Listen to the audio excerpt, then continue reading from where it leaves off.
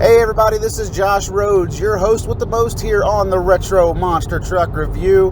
Popping in here real fast. Got to start things off really with an apology to you guys, two of them as a matter of fact. Have not had a show out in a couple of weeks because my travel schedule has been so hectic. And I want to give a big shout out to Matt Stoltz, by the way, who has been trying to get shows together in the downtime that we have had. And Matt finally got one together here with a friend of ours, mutual friend, a guy who has not been on this show since episode number 1, and that's Mr. Nick Davis. So I hope you guys really enjoy this upcoming episode, but I have to say, unfortunately, I did not have the time this week to throw together a video version of this to throw on our YouTube channel.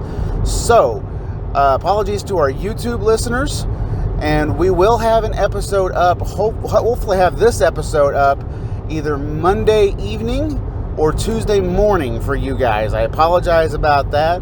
I do have next week off, and hey, you can expect some episodes coming with me in the very near future. But until then, guys, I hope you really enjoy this episode of the Retro Monster Truck Review. I hope you also really enjoy this really bad intro that I'm recording, because it's literally 3:20 in the morning, and I am driving to the airport to get on my plane to Biloxi, Mississippi. So by the way, if you're in Biloxi this weekend and you happen to be walking around in the pit party, I might be out there. So hey, stop by and say hi. But anyway, we'll get right into it here on the Retro Monster Truck Review with Matt Stoltz and Nick Davis talking about Stafford Springs.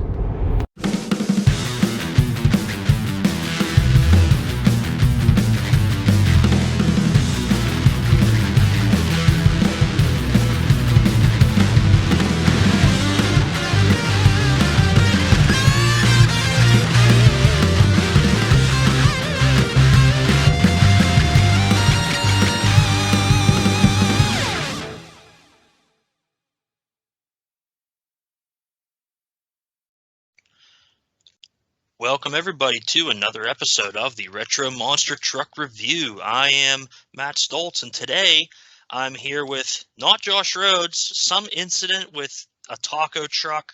He followed it across town. I mean, can you blame him really? I would have done the same thing. So this week I've got our friend Nick Davis with me here to talk about some Stafford action, 1990. How you doing, Nick? I'm all right. How are you? I'm doing good. One of the biggest weekends of TNT action in 1990. We are at the Stafford Motor Speedway. This is show 1, August 3rd, 1990, up in the Northeast. I was driving up through Connecticut one time. I saw a sign that said, "Welcome to Connecticut," and like 4 seconds later, I saw a sign that said, "Welcome to Massachusetts." Not a big state up there in New England, but a lot of hot action here at the Stafford Motor Speedway, a long-time venue for the monster trucks over the years. Yeah, that venue is one of the few that when USHRA acquired the property there, or the contract, they actually kept a pretty large event going there over the years with Camel, and then later as Monster Wars, and then their subsequent Monster Jam, and it's kind of remained one of their few holdout outdoor stops from yesteryear. One of the big weekends in a pretty big market as well. Again, that New England market not too far from New York City. Stafford Motor Speedway, half a mile, semi-bank paved oval in Stafford Springs, Connecticut. As you mentioned, it's one of the long-time stops on that Monster Truck Summer schedule. Originally all the way back to the 1988 TNT Monster Truck Challenge, continued all the way through 2019 with Monster Jam, and then, of course, the pandemic has kind of slowed things down with that. Hopefully they'll get back this year. This time we're going back to 1990. We're in the thick of the TNT Motorsports points race. And now, meanwhile, behind closed doors, negotiations are underway between TNT management and SRO Pace to purchase out TNT Motorsports. And I believe that the sale was agreed upon during this weekend, but I don't know if it was at this facility or not. But I believe the actual sale and the agreement happened over this weekend. So a lot going on between TNT and SRO at the time. A lot of things are kind of up in the air, but hey, things go well and the sport moves on. We're covering the Tough Tracks version of this show. Of course, we're Tough Tracks fans here on the Retro Monster Truck Review, hosted by Scott Douglas and Army Armstrong, and then we've got Chris Chapman and Mike Goss into the pits. How do you feel between these different types of broadcasts we had for 1990, Nick?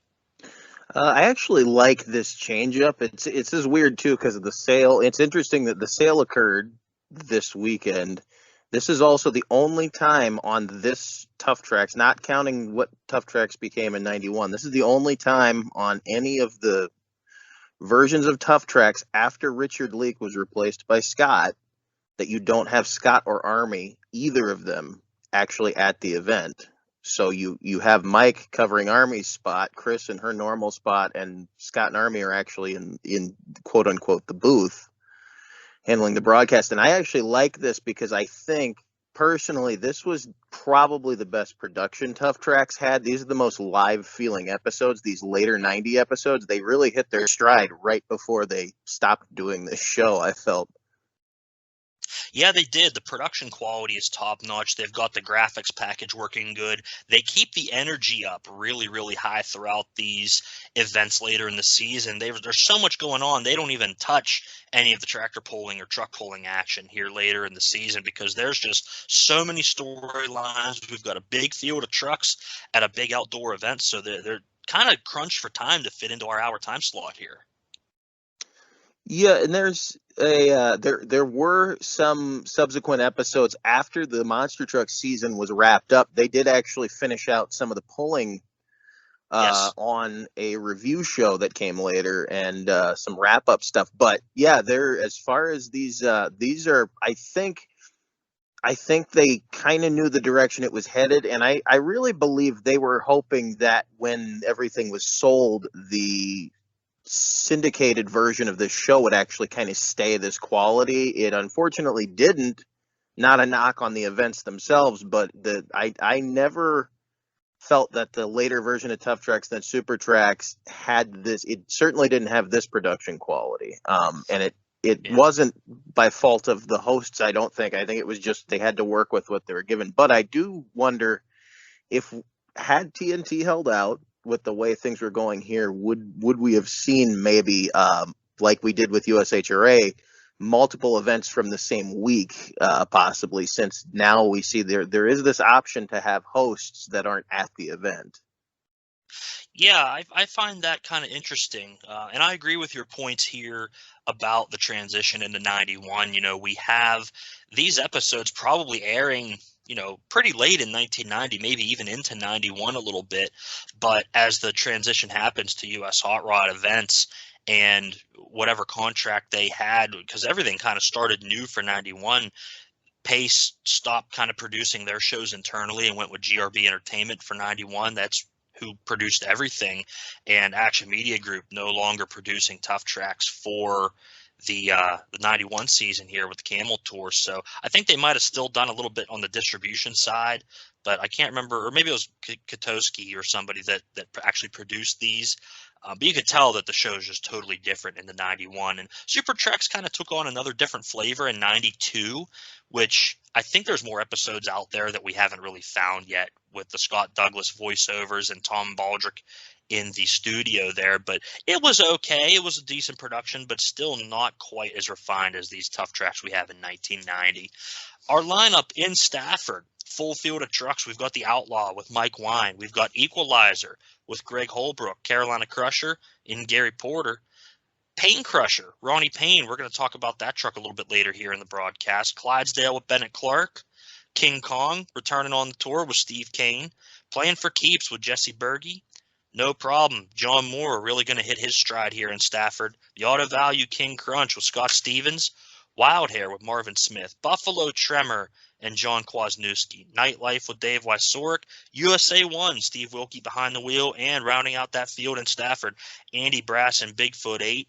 Our track is a short acceleration run, a jump of 7 cars. We've got a long no man's land between the two jumps, and then a 14-car finish jump, the finish line being at the end of that last car. And Nick, huge lineup, huge track. This is really one of the marquee events for TNT and their outdoor tour, and they didn't, pull any punches. They went for all the stops here. Yeah, it's really, I think, cool that they finally did get this one onto television. And the video that is available from '88 is some of the fastest, most aggressive racing that I've seen. And this, certainly for this year, the 1990 season, I believe, as far as outdoor shows go, and as we said, it was kind of hitting its stride with the coverage. I think we're looking into 91 with this event. The ramps are steeper here. The trucks are going very, very fast. They're all trying, even the leaf sprung trucks are trying to clear the cars, which we only saw a few trucks trying to do that in 89. And then more throughout 89, we saw more trucks try it, but it became the thing that everyone seemed to be trying to do at this event. Not just to do it, because there is a hole that starts to develop. There's a couple holes in this track, as I'm sure we'll get into. Yeah, talking about jumping the cars, a 14-car finish jump here, and just a couple years prior, 13 cars to the front end of the truck was the jump record. So we're seeing the evolution of the industry and how much things are advancing. Even though the trucks are still leaf sprung, they're miles ahead of where they were just 2 or 3 short years ago. Yeah, and there's a couple trucks. This one is interesting. I know we'll get to Pan Crusher, but that truck is important here because its counterpart, its brethren, its younger sister, whatever you want to call the Nightlife 3 is here. You actually get a chance, and it's a shame they didn't get to race each other, but you do get a chance to actually see the evolution in Dave Wysoryk's mind on how he engineered his next truck. And then Equalizer, of course, running a lot harder than I think that truck had ever run in terms of its televised appearances. But I do think, as we get into this, one of the biggest shames is that Digger is not here at this event, because Dennis actually seemed to take a liking to some of these more aggressive tracks, and it seemed like it was actually the more tame tracks where his truck suffered the most. He would almost overdrive them. Something about like Richmond, he did well. That's a very steep, very aggressive, but very kind of a treacherous track. This one's sort of wide open. It kind of reminds me of Flint 1989. It's a very fast, very aggressive, very steep ramp track. The track's very similar to Flint in a number of ways, and we're going to maybe touch on some of that later here in the show, maybe on how USA 1 fares on this track as well. And I agree here, the sentiments about Digger. Unfortunately, this is just a few short weeks after Dennis really completely tears the truck up in what everybody says is Canandaigua, but really believe it was Middletown, where he wads the truck up there against the wall, and he's in the middle of getting the truck rebuilt, and then he's going to go on a big West Coast swing while the TNT series finishes out. So we don't see Gravedigger the rest of the year, and I think when we get to cover race 2, they do make a mention of that, and we get to see that footage. But here in week number 1, just no real mention of the Gravedigger. No, and it's very odd because the week, one week prior, when we first stopped seeing the Gravedigger, they are mentioning it, but they mentioned Dennis not being there. The race before that, Dennis was prominently featured because he won the race prior to West Lebanon. So, and then for Digger to miss West Lebanon was kind of a big deal, because that's one of the tracks where Dennis really made his name. So this 1990 season, and this event's one of my favorites because it's sort of a sad weekend in many ways, because you're watching the end of an era, but you're seeing kind of how these trucks, I think this is the closest we get to really seeing how these trucks would have looked on TNT in 91. I agree for sure. We're going to open the show here. Scott kind of sets the storylines in the beginning. Bigfoot 8 really struggling to regain its winning form outside. Equalizer saying, I hope that doesn't happen. I want to stay on top of the points race. We've got a brand new King Kong, and we're going to pump in the audio here. USA 1 does it again. Today on Tough Tracks, Bigfoot 8 struggles to regain that winning form on the TNT Monster Truck Challenge. The world champion Equalizer hopes that doesn't happen. We see a brand new King Kong, and USA 1 does it again.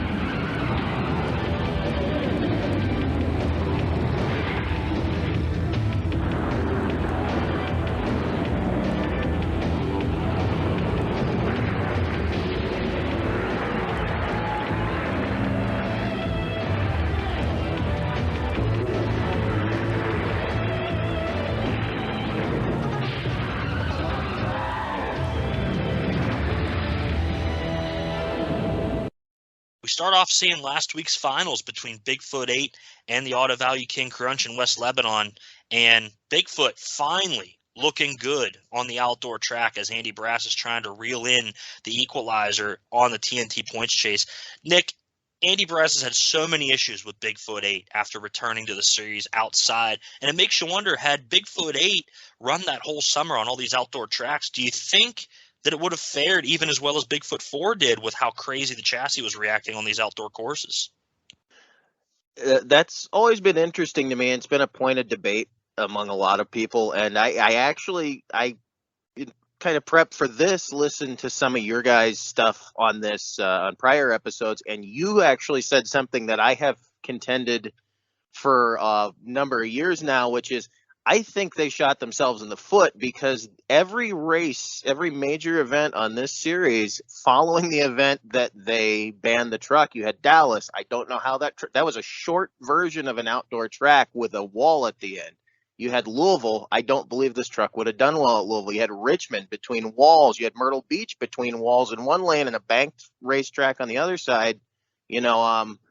I think the best they would have had would have been like Bowling Green. And I know the televised events were not the only events they ran, but the tracks that it got to skip, I think, were the ones where it would have been hurt the most. And they may have been able to amass a huge amount of points on Bigfoot. Scott and Greg, Gary, Steve, and Dennis even in that time, where Bigfoot 4 was at least consistent enough to keep it in the top of the points, even though it wasn't a major winner except for Louisville.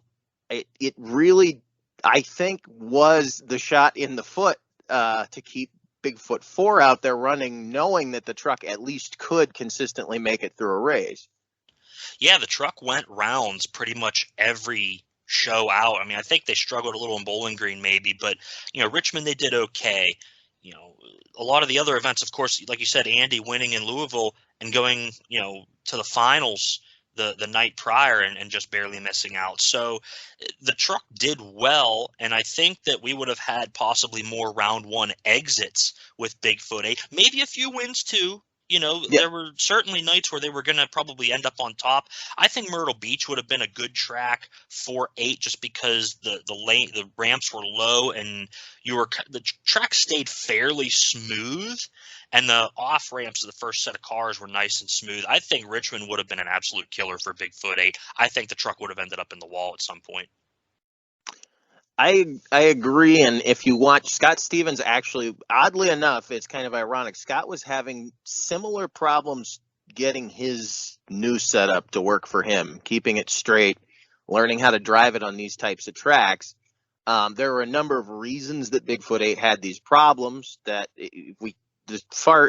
One of the main reasons was the truck really wasn't figured out. The shock technology had not been figured out. The sway bar rates and all that had not really been figured out for this long outdoor racing. And the problem it had reared its head indoors, but it was always in the shutdown area. So I don't think it had occurred to them the kind of problems it was going to be having outdoors. But the truck did like to make right and left-hand turns, especially when Andy got off the throttle. It seemed to actually make it worse. And I always wondered, was he maybe driving it a little bit like a Leafer and trying to get used to how to drive this new style of truck, because he jumped back in 4 and seemed right at home. He did, and the chassis unloading has been something we've discussed a lot here in the Retro Monster Truck Review, and some foreshadowing. We're probably going to get into it later in this episode. We've got Chris with Andy in the pits during the afternoon prior to the show, and they talk about how the truck, hasn't quite performed outside the way they wanted to. Andy says it's hard to dial in the truck when you haven't been running it out on these outdoor tracks all summer.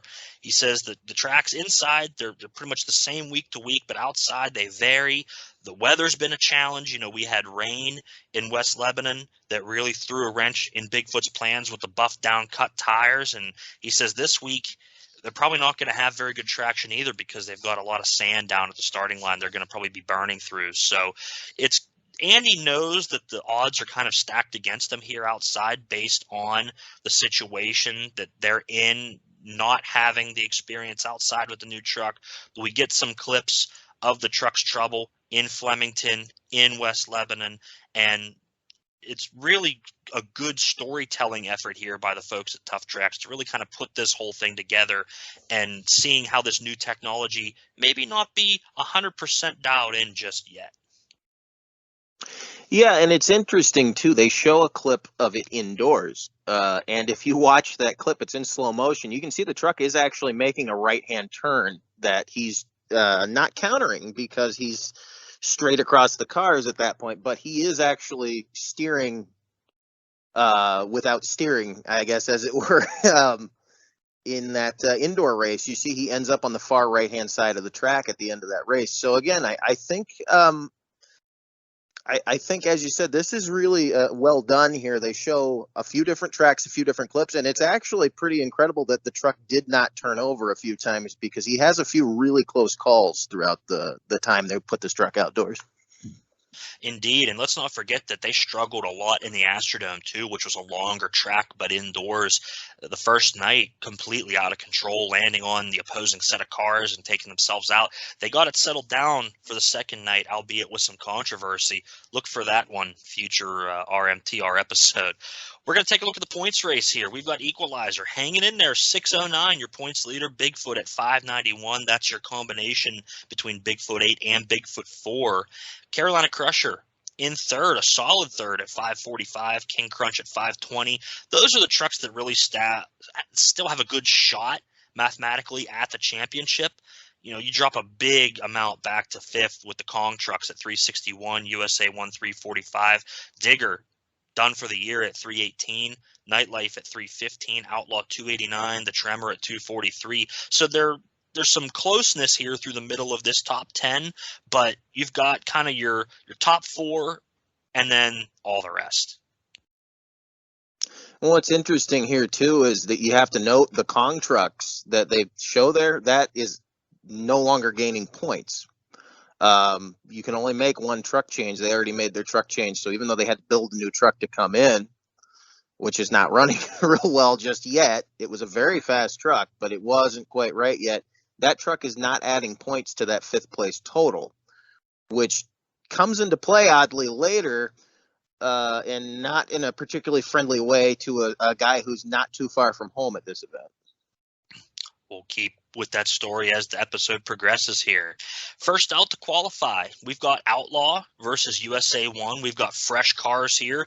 Always interesting to see how the trucks are going to attack this kind of a track, especially one this long. We mentioned the trucks maybe trying to clear these cars, maybe stay off of them.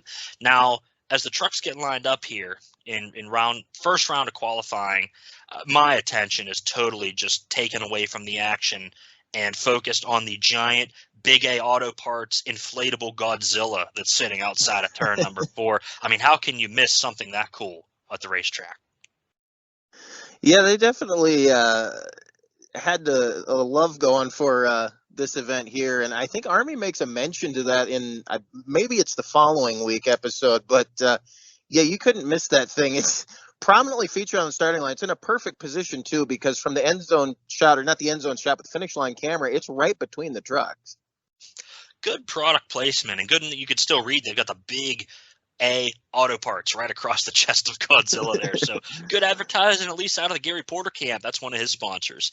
So we got the two trucks, Outlaw, USA 1. They're both going to put in strong qualifying runs, especially on a fresh track. However, USA 1 going to come off the side of the cars right before the finish line, it looks like, with all 4 tires, and that's going to earn Steve Wilkie a DQ in this first qualifying run, and he's going to have to come back and rerun with a 3-second penalty. And it's something that we've seen throughout this summer season here with the trucks getting out of shape between the cars. They're really pulling tight on this 2-and-2 rule, especially as you're crossing the finish line. If you've got all 4 tires off the cars, no, sir, legal run. Not at all. So they're going to have to come back and rerun that. And we see the replay. It's a little bit of a questionable call for me, but I can see how they made the determination, because the rear tires look like they're coming off as the truck is crossing the finish line. So Wilkie's got to go back, make the rerun, and we get a little bit of benefit of editing here. I think Wilkie came back further toward the end of the lineup in qualifying, because we see that, well, maybe not. The cars aren't quite crushed down much, so maybe they came right back and did it. But Wilkie puts in a good, smooth run. However, that 3-second penalty really going to hurt him in the overall lineup. Yeah, those penalties hurt as far as your draw. And the other thing, and they do make a mention to the points a little bit later, the top qualifier, they explain it a little weird in this, but those qualifying points are actually really important because your top qualifier got 5 points. Everybody else got 1. And the disqualification qualifying really hurts you. He makes a mention to a truck gaining 4 points. It makes it sound like it's a 4-point gain. It's actually 5 points for the qualifying and with everybody else getting 1. And I believe this is referenced later for Equalizer and Bigfoot. That is a 4-point advantage when you add the 1 point to the other truck making a legal qualifying run. And this disqualification for USA 1, as fast as he was, could not have come at a worse time in the season. It incidentally is not the worst thing that happens to this truck. Yeah. So we've got, again, the sun's kind of setting as we go through this first round of qualifying. So it does look like Steve did come back and make that run immediately rather than dropping to the end of the lineup like we saw in Salt Lake City. Go check out our recent episode with Jason Rona where we talk about the DQ for Bigfoot in that run, and he comes back at the end of qualifying. So Wilkie, okay run, but he's going to put himself down toward the bottom of the bracket. Here's his interview with Chris. Steve, seems like you've been getting into a bad habit of re-qualifying and getting that additional 3 seconds. Yeah, Chris, I don't know. They're out here 20 minutes before event time watering the track down, and any truck that makes a lot of tire speed or, the fast trucks, I'm going to come out the first stack and get squirrely. I don't really know why it happened. We have to look at the videotape, but the True Value Chevrolet showed its stuff in the second pass, and I don't know. I hope I can chop it down enough by making the second pass to get somewhere in there. All right, up next, we're going to see Bigfoot 8 and Equalizer, and another one of our qualifying highlights. You'd say these trucks are probably pulled out of a hat for qualifying order, but you couldn't pick a better two to go up against each other than our two title contenders. They're looking for bragging rights early here in Stafford. And over the first set of cars as they take off, it looks like Bigfoot's got the upper hand because Brass clears all 7 top cars with those front tires, and Equalizer in the other lane taking kind of a rough bounce. That results in a wide margin for Bigfoot on the time clock. However, we've got Andy kind of missing that second ramp with both front tires. So no penalty called. Interesting no call. I would have called it a penalty myself. The left rear barely leaving the ground at all as Andy runs down the side of those cars. The TNT officials, I guess, felt otherwise. Nick, what do you think? Yeah, I was about to say when you said that's very odd coming right on the heels of that USA 1 call. So it's two questionable calls in opposite directions. You have USA 1 that I do understand the USA 1 call, though, because I really – that was unfortunate because I think if Steve had kept riding that little bicycle he had, he actually may have gotten away with that one. I think setting that rear wheel down is what hurt him. Here, though, I have seen them call trucks on less than that. And that, to me, was a clear miss because the left front did not contact the crush car, although it did make contact with the outside of the ramp. It was touching the ground below the ramp. So that's a strange one, again, mostly coming right on the heels of that USA 1 call. Yeah, it kind of looks like that left front's trying to climb up the side of the car stack as he approaches and, misses the ramp and then kind of pulls that left front up on. And I think we're in agreement here that, maybe Bigfoot should have come back for another run too, but he's going to get the benefit of the good time. 7.26 Equalizer, trailing behind at 8.29 on the time clock. The next pair, two very interesting looking trucks here on the TNT Tour. King Crunch looks a lot worse for wear. Both ends of that fiberglass body are completely gone. I'm not sure where this damage was incurred because our last time out in West Lebanon, the truck still had the body on it, I believe, but we need a new one for the Auto Value King Crunch. And King Kong is back with a new chassis. Same name, but a completely new truck using a coil spring design that was real unique at the time, kind of wrapped around some tubes that went up through the chassis. And Steve Kane, looking pretty good in the new truck. I mean, the truck itself doesn't look great on the track, but it's fast. The 4 tires really kind of forming over the cars, which I'm sure was their goal at the time, to keep the power down. And the hard charge at Scott Stevens at the end coming in, but the 2 trucks kind of lock up side to side after the finish line, and they spin out in the infield grass. Thankfully, one tire didn't climb up on top of each other, because that damage would have been pretty bad, a la Roanoke earlier in the season between Digger and Equalizer. And man, you got to wonder what could have happened if those trucks two really would have tangled up. They would have been shaking hands with danger for sure. Shake hands with danger. Yeah, these are 2 trucks that these designs were both unique at the time, and this was a real early experimental age in terms of these race trucks. That Auto Value King Crunch damage, I actually believe, occurred in Weedsport that year. He had a weird bounce in between he landed in between the set of cars, if I'm remembering correctly, and basically just tore the whole hood, the door, and some of the bedsides off. And then I think that New York tour prior to this, it just, as many dates as they have to fill going into this Connecticut date, again, not coming immediately after that event. I'm not sure what the date was on that, but there are some photos of that truck taking a really hard lick in Weedsport. And then this Kong truck, real quick, that truck really hadn't performed at a full-on race yet. Now, I believe it had done a couple of there were competition dates, but I don't think it was to this extent, at least this aggressive. And there is some footage that I've seen, I believe, is on the Kong DVD even, of them actually testing this truck by dropping it from a forklift, just the rear. They have the rear up on a tow strap and letting it hit the ground, and they had not figured out exactly how this was supposed to work, because they're trying to get this thing back out on the tour, in spite of the fact that they will not be gaining points with it. So it's kind of an odd draw for Scott to tangle with.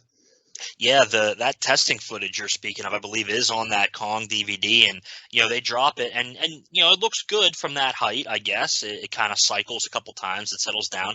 They had the spring and rebound game kind of figured out good, but nobody had ever heard of damping in Killeen, Texas, apparently at that point, because there's not really a much shock absorbing going on. It's all just spring action. So interesting approach. Again, this is the infancy of these race trucks. Like you said, everybody's got their idea of what's going to work. And I'm not going to go out and say that the King Kong design doesn't work. I mean, he goes out and outperforms the Auto Value King Crunch, one of the top runners on the TNT Tour, right off the bat with a 7.69 second run. Nice.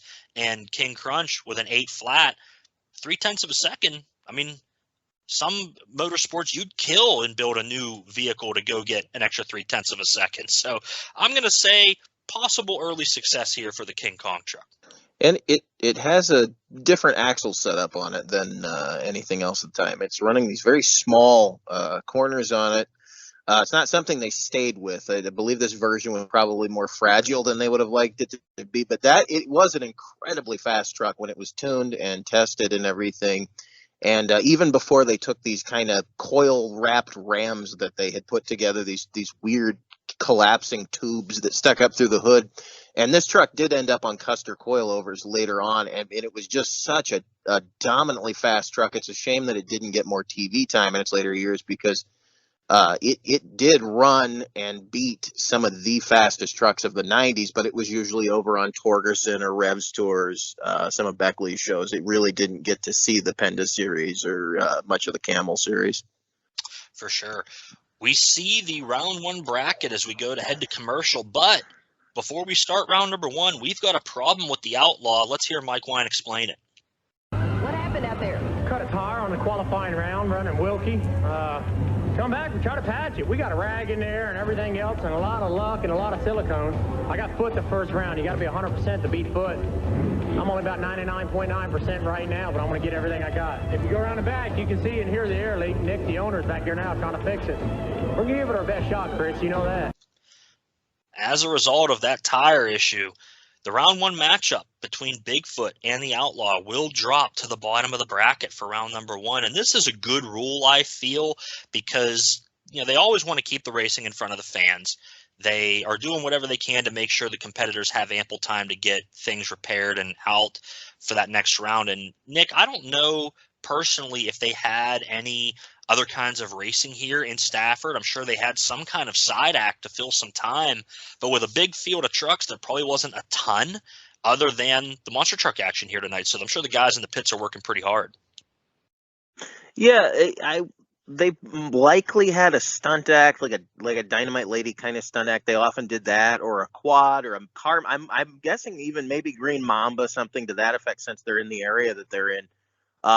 This is also kind of a rough break, and this is a rough weekend for Mike Wine because they're in the home state of their sponsor that they are trying to impress with all their new horsepower and keep that sponsor on the side of their truck. So this is a real tough break for Mike Wine, but like you said, they did drop that pairing to the bottom of the bracket, and that ends up being a good thing. Yeah, you're not going to get rid of Mike Wine that easily, that's for sure. We're going to come into round number 1 here, and the first matchup we get to see is Equalizer versus Pain Crusher. Now, as you mentioned, Pain Crusher was the predecessor of the current Nightlife truck. It's the Nightlife number 2 that was sold to Ronnie Payne. However, his last name was Payne, and the Pain Crusher is named Pain. That's one interesting thing.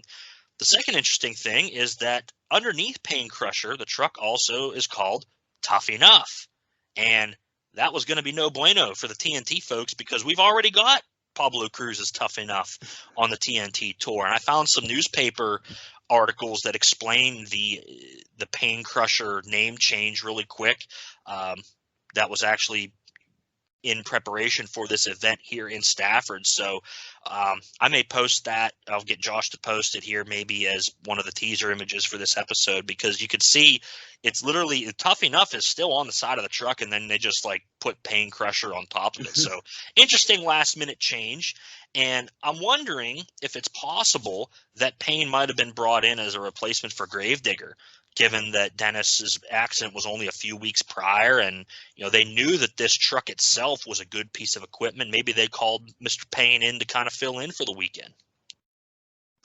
Yeah, that's quite possible, and Ronnie was a good driver. This is another truck that it's a shame it didn't see more television in its later years, but it was a good truck beyond its years, and it was built in 88. It ran well then. It was ahead of its time then, I personally think, and it was right with the other trucks. Dave was always, I don't want to call him conservative, but Dave, when he drove it, he was kind of like John Moore in those years. He was a survivor, and then he kind of gained his attack mode through 89. And then Ronnie was such a good guy to take the truck because he actually drove it pretty hard, and it definitely shows in this run.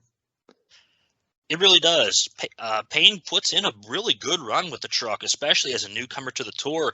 But when you're up against the points leader and one of the fastest, most advanced trucks on the circuit, it's a hard road to go. And Equalizer going to take this win by about 2 truck lengths. And Holbrook, you could tell he's kind of just getting himself warmed up a little bit. He doesn't look like he really has the truck on kill just yet. He kind of takes it easy over that second set of cars. And what we now find interesting is, depending on how this bracket falls, there's a good chance that Equalizer could in fact meet Bigfoot in the quarterfinals, they say. So we'll have to keep an eye on how that progresses with the Bigfoot and Outlaw matchup. Yeah, and that could in effect change the entire trajectory of this points chase at this point in the season. And there's a few of those, actually. There's some interesting stories you mentioned earlier, the closeness of the kind of middle part of the top 10 of the points chase. That story is actually playing out in a couple of places. It's most prominent, though, there at the top. But the spoilers in this bracket definitely are kind of keeping their eyes on that, too. And it shows throughout these interviews. Everybody's actually almost like they're fans of this more than drivers, but they kind of know that this stopping Bigfoot here could be very important, or stopping Equalizer here could be very important. And they all kind of seem to pick their favorite, I noticed, throughout the season. It even follows into Louisville, and they kind of play around with some of the drivers on the interviews with who they pick to be the number one, because these points just keep getting closer and closer. And if you get to knock out one of those big guns early, that just means there's more points up to grab for those other guys that really when they go into attack mode. So interesting how the guys are really following this point series throughout the whole season. Up next, round number 1, No Problem versus Wild Hair. Now, the notes I have written down here is that this race is just great. The trucks leave together. Wild Hair's got a little bit of a better launch, and on that first set of cars comes off with a little bit of a lead. But John Moore puts the hammer down in the Bronco and just drives around him approaching that second ramp. But then Wild Hair gets a little bit of a lower launch and comes back even over the cars. So we've got back and forth throughout this whole run. It's a photo finish. And on the replay, we see that No Problem is the one that's going to pull out a very, very close victory. The story is that Wild Hair kind of drifted over, especially after that collision earlier in the night. Marvin says he thought he won the race, but hey, the camera doesn't lie. Yeah, and it's interesting too. And I this is something I've seen a little misunderstanding sometimes on the viewers' parts, especially now that we can see people's comments on YouTube and stuff. The timing tape and the TV recording, we don't see the timing tape. So Correct. We're not looking at the angle that they're looking at. As you know, they would sit there and review it. I don't know how much time actually elapsed between some of these runs. And you also have to remember, and I've seen some of the footage and I've talked to people who were there, when they did these TV tapings, they didn't necessarily rush through these brackets either. Sometimes these fans would be sitting there for quite a while the drivers would take advantage of the broadcast team being there even and kind of make these guys that worked for TNT kind of work for their money. But yeah, Marvin had kind of a wild end to that run. That definitely could have been a lot worse, but he ran hard, and that Wild Hair that truck is very slapped together. I've seen that chassis in person, and he could slap together one of the harder running trucks as quickly as he did. It's impressive how hard he's able to run a truck that he had put together to replace the truck that he destroyed in Dallas. Yeah, I mean, the truck seemed to continue to get better throughout the year. I don't know if just Marvin got more confidence in it or if it was just that he kept dialing it in throughout the season. But if we get these longer outdoor tracks, the truck kind of started to shine a little bit. Our next matchup going to be the Auto Value King Crunch versus Nightlife. And we see a graphic that King Crunch has a 750 winning record against Nightlife. I like the cool little statistics here kind of late in the season where you could aggregate that data. And we saw a similar thing that they tried in Monster Wars with the tread to tread. They didn't make that last too long. They used that just at the beginning of the season. But I like the little statistical graphics here for especially the nerds like us at home. Yeah, I'm sure that there's Brian Vermick. He probably loves that too. But yeah, we love you, Varm. I really think this is it really is a shame that this show was on its last legs, and not because it was a bad show, just that things went down the way they went down. Even with the series change, this is a production quality I know is very hard to keep up because it takes a lot of money to put a crew like this together, especially in this era. You don't have digital editing the way you do now. You had a director on site, you had the TV truck, you have the TNT cameras there, you had a lot of people involved with making this work. And as Scott Douglas has let a lot of people know in recent years, especially now that he's been able to kind of speak a little more openly about things, the series wasn't necessarily, bringing in the dollars. They were having trouble keeping up this pace with all these trucks and all this production and all these things. So it is really great that they got to finish their year. It is. And, a lot of it is, perception is reality for the people at home. I mean, this is a good production. You think that these are the guys that are the superstars making, more money than you'd ever heard of doing this and being on TV every week. But in reality, as Scott has explained, a lot of this stuff was bought and bartered time on affiliates across the country. Tough Tracks had a lot of really bad time slots, 2 in the morning on a Saturday or something like that. But in our market in Pittsburgh, I want to say it was on our Fox affiliate. It had a half decent spot.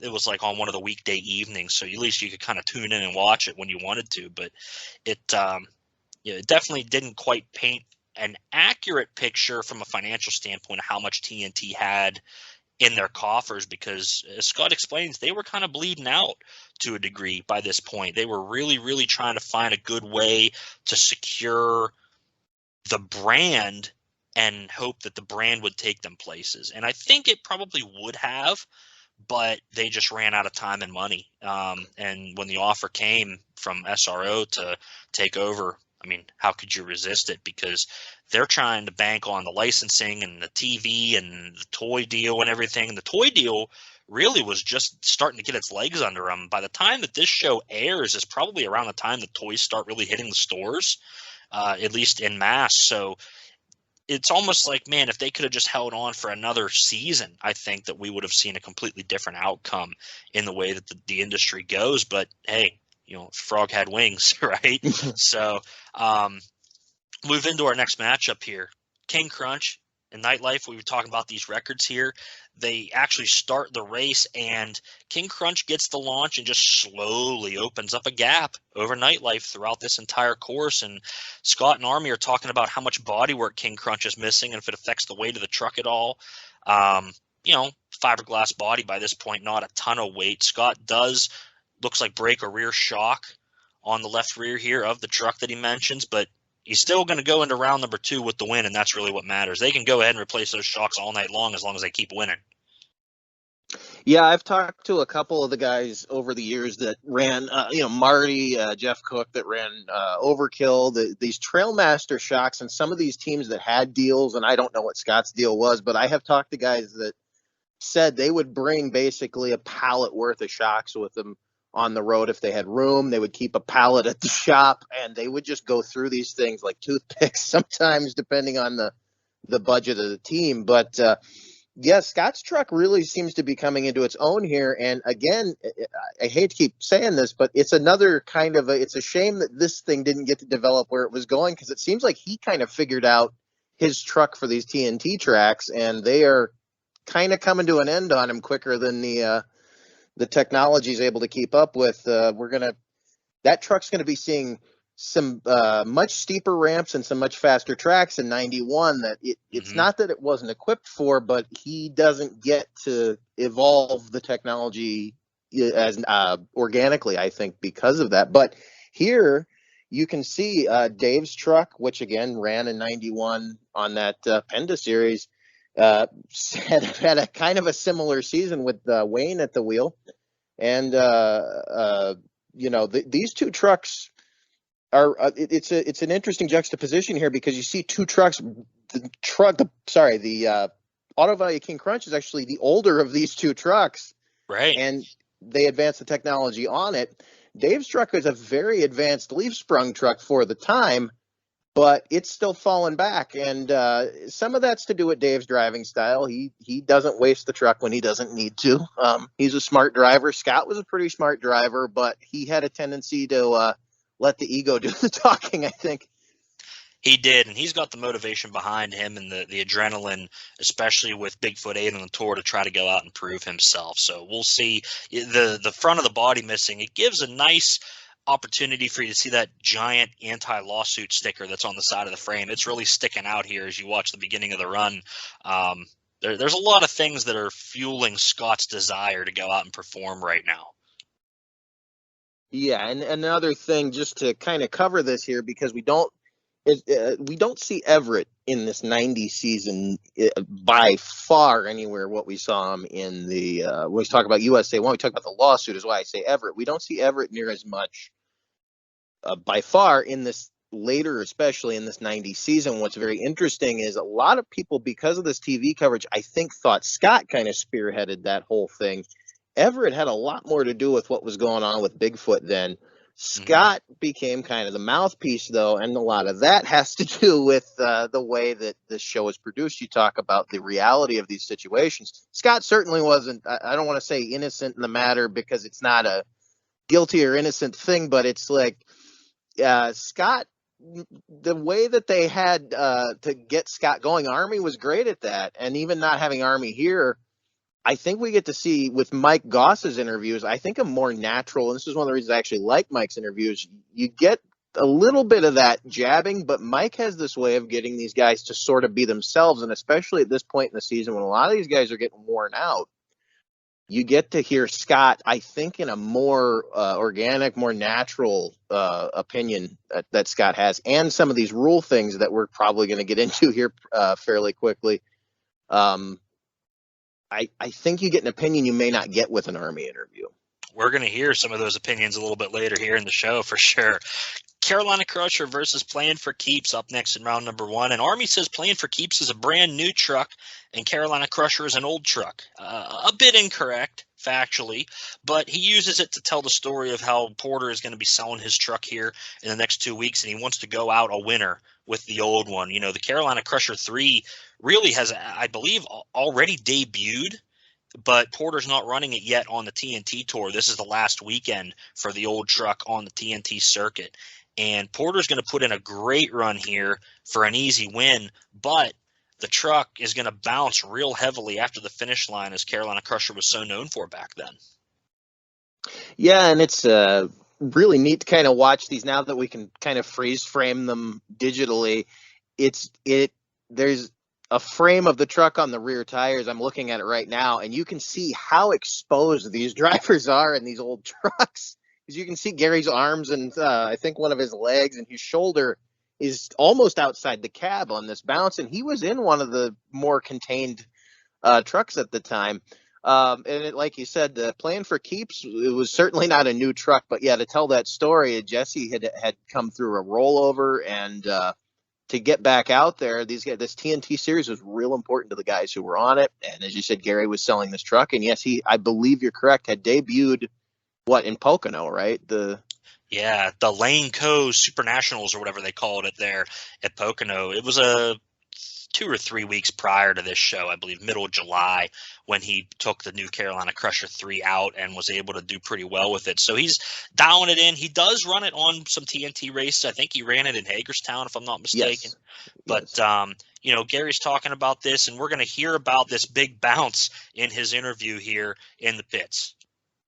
Gary, tell me about that last set of cars. Well, the truck's getting a lot of air down at the end. We're getting up a lot of speed, and, when it landed, it took a bounce like it did in Louisville, when the front end come up and the rear end wanted to ride a wheelie again. Is it 100%? It's 100%. This is the last weekend for the truck, so I'm going to be going all out for it. Does that mean the new truck's on its way? The new truck will be at the next show. Looking forward to seeing it. Okay, thank you. All right. Good stuff there from Gary. Next up is Clydesdale versus USA 1. And as we go to commercial, Scott mentions how you never know how a USA 1 race is going to turn out. For the listeners at home, that's a term called foreshadowing.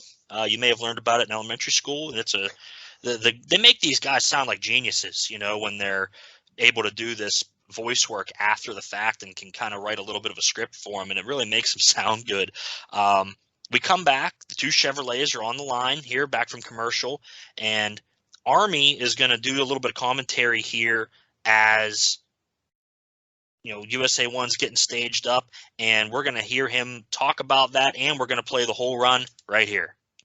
The thing that's going to happen here is Wilkie is in the bad lane. He is someplace he does not want to be. He cannot afford to shoot himself in the foot. He's got to come back from behind. And this Georgia Chevrolet is not going to let him do it. He's going to push him hard out the back door. Wilkie in a little bit of trouble. Wilkie is big trouble now, Scott. He's going over. It has happened again. The USA 1 truck has landed on its roof for the 9th time, ladies and gentlemen. Steve Wilkie looks like he's coming out of the truck. There's Greg Holbrook over to check on his old adversary, and Wilkie is indeed coming out of the truck on his own power. Man, what can you say? Wilkie got that good lead on the start, but that right rear just kind of tagged that last car, Nick, and that truck bounced and bounced. It sent to the left, kind of through no man's land a little bit, and he tried to turn through it, but he kept his foot in it because he knew he needed to go out and get that win. And even though he had a lead over Clydesdale at that point, I think he could have backed out. Yeah, it's a squirrely run, and I actually have thought about this. I wonder if Bennett would have been in more trouble had he not been working to shut the truck down, because he was on a terrible run as hard as he was going, he could have very well ended up in a different position, but he was worried about crashing into the top of Steve in USA 1. Steve's in trouble as soon as he leaves the line, though. If you watch, and they had talked about it, that the right lane is on a pavement. It's starting on the access road that comes into the center of Stafford Speedway, into the infield there. There is pavement that cuts across in places in the grass, and that right lane starts on top of that road. And those guys were slipping a little bit. Now, he shouldn't have been in this much trouble, but I agree with you. I think if he backed out, he still could have won this because he could have put the power down on the cars. But getting late in the season, one of the reasons I said I like this was a very aggressive race. I really think these guys were kind of looking at that top of the points thing and kind of wanting to either, if we're not going to get the win, we want to be the one that spoils the party for at least one of these guys. That's it. And, as we heard in the audio here, it's no surprise. USA 1 taking a terrible, terrible crash here. And he hits that second ramp crooked. Wilkie does, goes to the left between those two sets of cars, and then stuffs the left front into the left lane car, rebounding back over onto the right side. The front suspension collapses at that point. It shears all the bolts off for the spring hangers and everything. And the truck rebounds again over to the left as Steve tries to save it. And it goes onto its roof about a 3/4 of a roll here. And, Steve comes out very angry, as he has so many times. He's just destroyed his boss's truck and the truck that he has to work on and make his living with. And the story here, not only just the crash, but you mentioned it, Bennett was having a bad run too. He bounced completely into that other lane over to the left side. It was trying to avoid USA 1, but I think he was kind of going that direction on his own a little bit too. And Army mentions that the truck it's designed wrong. It's got way too high of a center of gravity. We hear Steve talk then with Chris as he's come out of the truck, and he just seems really sick of this happening so often. Here's Steve's interview with Chris. Steve, I don't think 9 times charm. No, Chris, I don't know. I don't know what I have to do. The field's running so fast. I got a hammer on it, and again, I don't know what happened. I know I was crossed up in the middle and just stayed in the throttle, tried to drive it around. The True Value Chevrolet, she's tough. We're going to do everything we can tonight to try and put it back together. I don't know what to say. Everett Jasmer and Greg Knutson and everybody, Mark Gerard, my crew chief, everybody back at the shop, they worked their tails off, and I just don't know what to say, Chris. Steve, is there any point, this has happened to you an awful lot, is there any point where you say, oh no, this is it, it's over?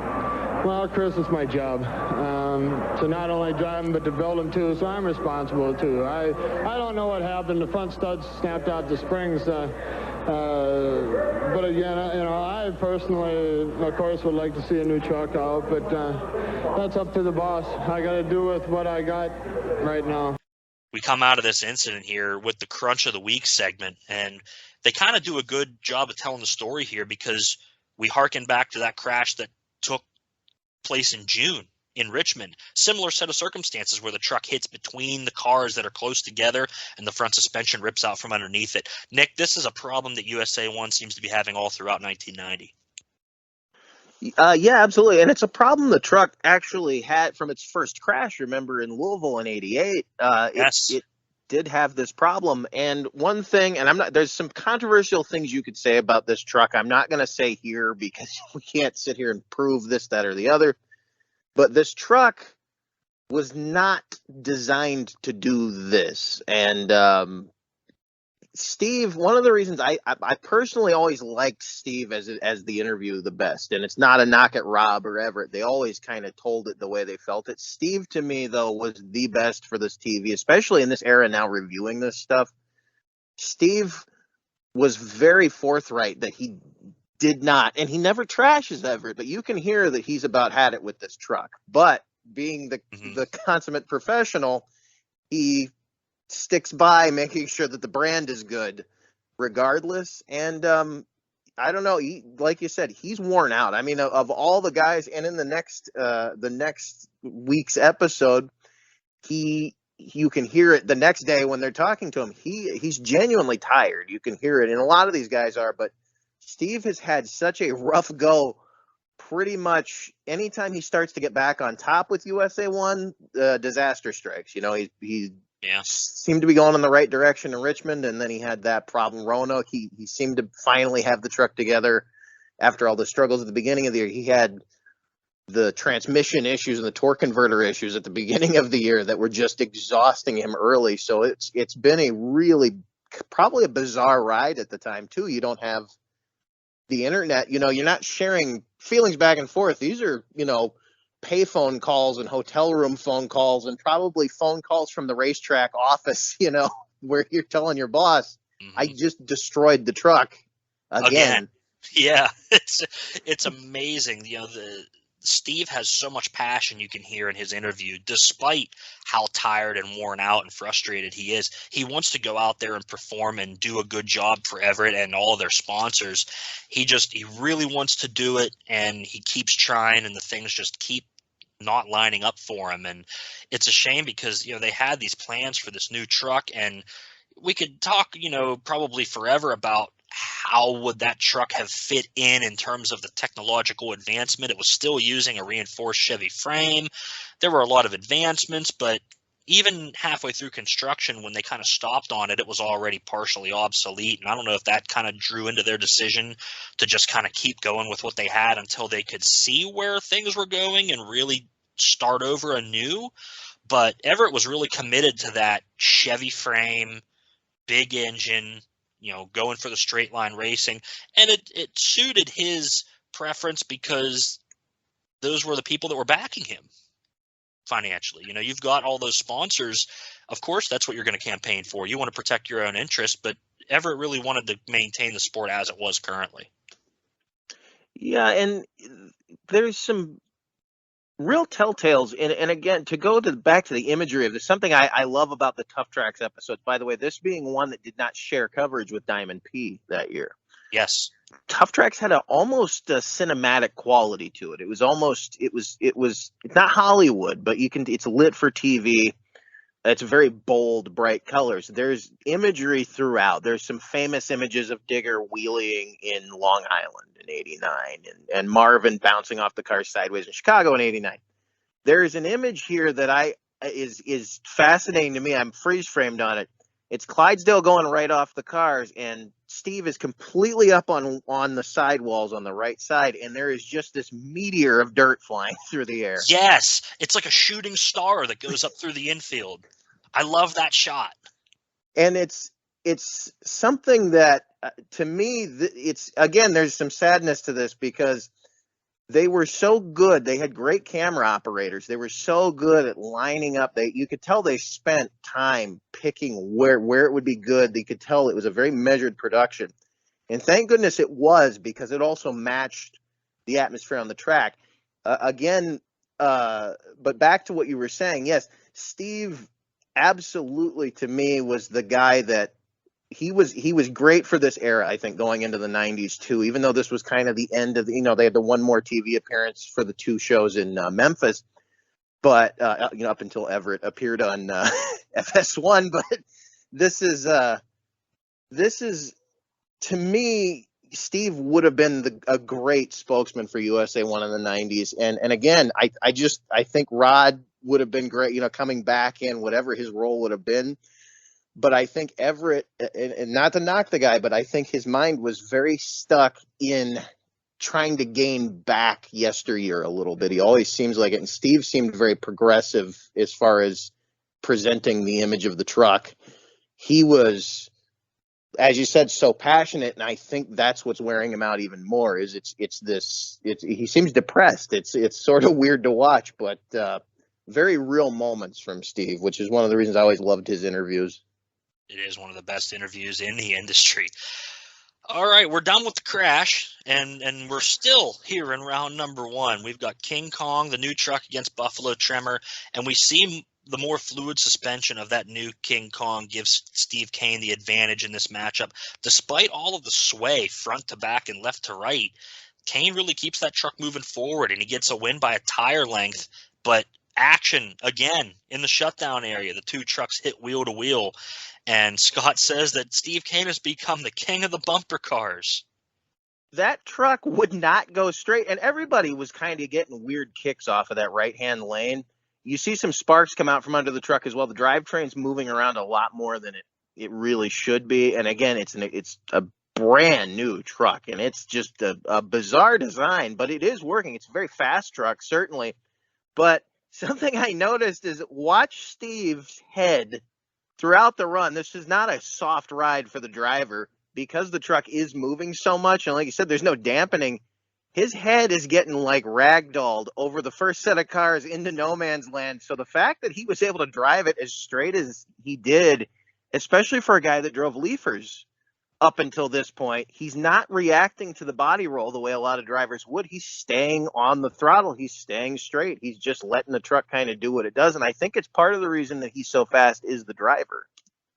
Oh, yeah, he kept his foot in it for sure. I mean, he looks like a bobblehead up there in the cab. And you mentioned the sparks coming out the rear end. Definitely some kind of mechanical issue there for King Kong. And Johnny K comes out, tells Chris, hey, you know, my truck seems fine, so I guess we're good to go. So we'll see how that plays out, who's actually going to come back in that next round. Hopefully those guys will be able to get King Kong fixed whatever issue that they had. Time for the final matchup around number one. We've got the Bigfoot versus Outlaw showdown, the two big Fords on the tour. Outlaw's got that tire repaired enough to race, and off they go. Brass gets a big jump over that first set of cars, but the issue that we've talked about here, the chassis unloads and the truck hooks a hard left mid-track, and Andy kind of backs out of it to correct it. Bad news for Andy, though, is that Mike Wine's having a killer run in that other lane. Brass tries to make up the distance over that second set of cars. He kind of gets a decent jump, but not enough. He lands on throttle, tries to power forward, but it is just not enough. The Outlaw is going to take the win over Bigfoot 8 here in Stafford. We see that the chassis is just not set up to handle these long outdoor tracks, Nick. No, not yet. And again, keep in mind too, and I know you know this truck was running front and rear cantilevers at this time, and it was, I believe, a few versions of itself in at this point, because it did debut in September of '89. It had been tested with different configurations. This wasn't the first configuration it ran, so they got it to this point. This has to be very disappointing with the work they did put in on the truck. But again, they were learning about I guess the kind of the spring rate of these nitrogen shocks that they're running. And this is a whole new ball game, because any other truck really that had tried a 4-link suspension ran coilovers. So you kind of figure out your spring rate, you figure out your shocks, and you do the math, you put it together, and you can kind of, well, these guys they weren't on brand new territory, but they were definitely doing something different with the monster trucks. And yeah, again, running against the guy who is his sponsor's home state here, getting a win over Bigfoot had to be a big deal for Mike Wine. A huge deal for Mike Wine. It's got to make his season beating the new truck. Mike's been getting confidence all throughout the season, and it looks like we talked about earlier, if you can knock one of them big dogs off, you're going to make up some room in the points. It looks like that's going to happen. But then we get some bad news from Mike Wine after Andy's interview. We'll touch on that quickly. He says, everybody's having trouble in that left lane, and, he's out for the night. But there's a fury of activity over in the Outlaw pits. Mike explains that despite the win, they're out. They broke an adapter on the crankshaft, and that is going to allow Bigfoot to come back against the Equalizer in round number 2. So the dream matchup still going to happen with these 2-point leaders on the back of the upset victory not being able to be realized completely by Mike Wine and the Outlaw due to that simple little part. Yeah, and he had had that kind of year. It seemed like he was always fighting a gremlin, if nothing else. The Outlaw, when it broke, it wasn't a catastrophic failure of the drivetrain. Usually, it was always something little. Yeah, even when he had drivetrain failure, it didn't knock him out totally. It was always something. It's like, we just can't run the truck right now, and he shows the part they broke, and you can see the disappointment. But he's another one of those great interviews. I think he was so great for TV. Another guy I feel, and I think it showed as he progressed into that Monster Jam era, he was ahead of his time as an interview. I mean, there are a few of these guys that I think really, as far as the TV production, he kind of, like Dennis, kind of knew to bring it. And I think why Dennis and him had that great TV rivalry, they knew how to bring this energy, even when they're having a bad night, that sort of fueled like, okay, we'll get back in. It won't be this time. It makes you want to watch for next week. It certainly does. Like I said, you're not going to get rid of Mike Wine that easy. He's going to come back next week even stronger than ever. So we set the stage here for the quarterfinals going into round number 2. Bigfoot versus Equalizer, the first matchup of the round. Remember, that Bigfoot Outlaw matchup was supposed to be up front, so Bigfoot got to come right back at the first race of round number 2 and face the Equalizer, our points leader. And Scott kind of goes over the points situation here. Bigfoot has made up 2 points on the night so far.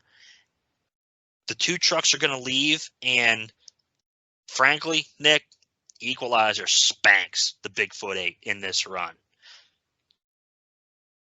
Yeah, and I think this is a matter of, excuse me, I think this is a matter of, again, both trucks are running sort of new technology for the time, and Holbrook makes a run that he actually makes again later in the weekend, a lot faster later in the weekend. But as wobbly as he is over that final jump, he's straight through no man's land. Bigfoot is having kind of not actually its worst run of the weekend as far as the first line of cars goes. Having one of his worst starts, but then he has one of his better top-end charges. But it's way too late because Equalizer had such a straight run all the way through there, and Greg is really showing promise to be the points champion and put Equalizer on top for the second straight year here. And some of the things that happen a little bit later almost make this run a waste. Yeah, we'll see how that plays out. The thing with Bigfoot that I find interesting is you see the truck launch, and Andy, it looks like, gets out of the throttle up the face of that first ramp. So he doesn't get to clear like he did in that left lane prior. He kind of falls into the end of the cars and takes a nasty bounce off of them. And that's where Holbrook really kind of takes off against Bigfoot. They go over that first set of cars almost even, but coming off, Holbrook's got like almost, 2 truck lengths.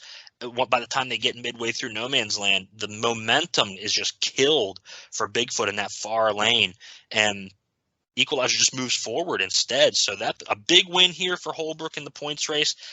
That puts him back up to 18, and even, with Bigfoot compared to how the night started out, and Holbrook's still in the bracket, so he's going to hopefully be able to make it a little bit wider point margin by the end of the night.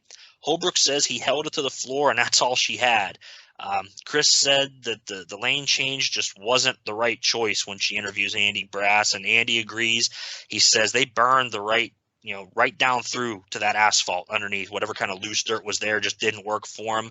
And we see this run replayed as our Nintendo Power Drive, which this is something that they kind of brought in mid-season with this Nintendo sponsorship. Interesting that, we've got the Nintendo, Game Boy, NES, all these different tie-ins with Tough Tracks, but makes you wonder, was there a Tough Tracks game in production or in development somewhere, or was this just a very simple product placement advertisement that the Nintendo was able to get pretty cheap? We know that we've got the Acclaim connection with Bigfoot as they're working on their game. They've got Acclaim on the side of the truck by this point.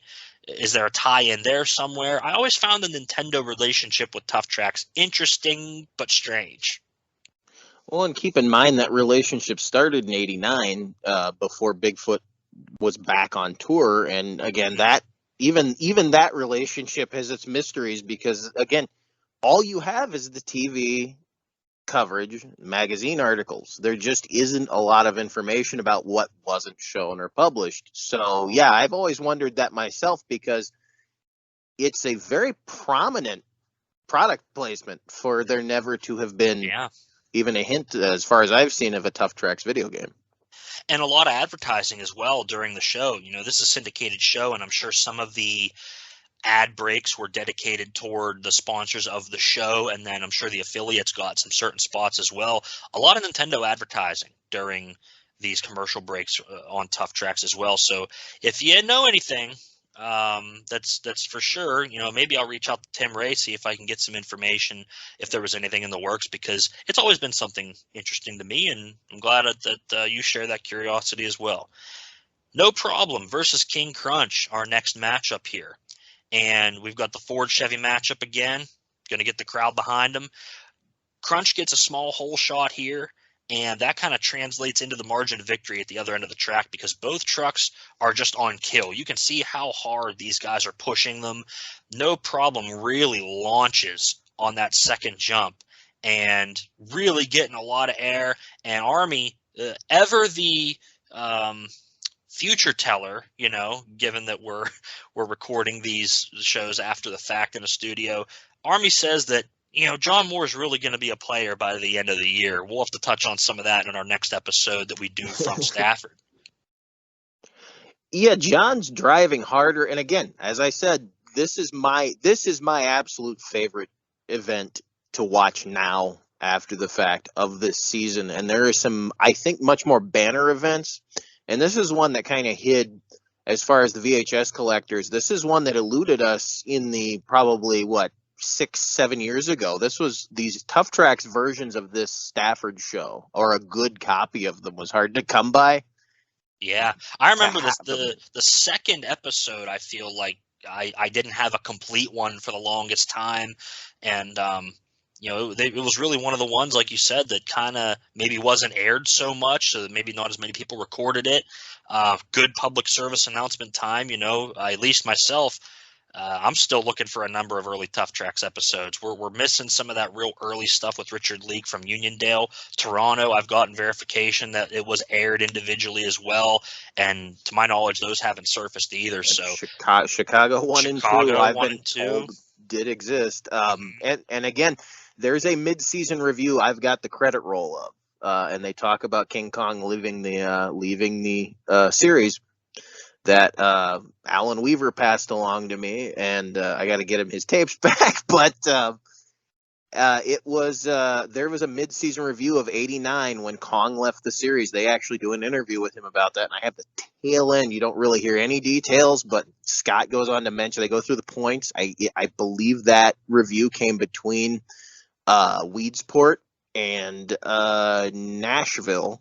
And then Nashville, interestingly, not to get off topic here, Nashville was the last of the first-gen Tough Tracks episodes that aired with that fanfare music and all that before they went to that Micro Machines-sponsored Tough Tracks, and they started re-editing some of the older episodes and cutting. There's different versions of some of those episodes, and the Lima 2, for instance, is the re-edited version is missing one heat from the extra coverage at the Citadel.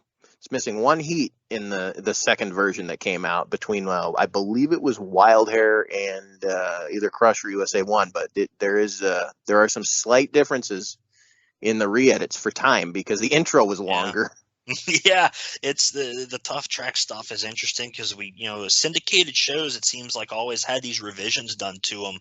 Monster Wars, is a similar situation. They had the hour-long first syndication run. They did some small edits when it re-aired for the second time on the initial channels, and then some markets got a half-hour version with no characters, and then they edited out all the music videos for when they did it on Speed Vision in '96 because all that licensed music, I guess they didn't have the contract for it anymore. So a lot of versions of these syndicated shows, and we need to find all of them. So if you have tapes out there that you had from when you were a kid, even if you think it's stuff that's already on YouTube, reach out to one of us. We'll get it taken care of for you.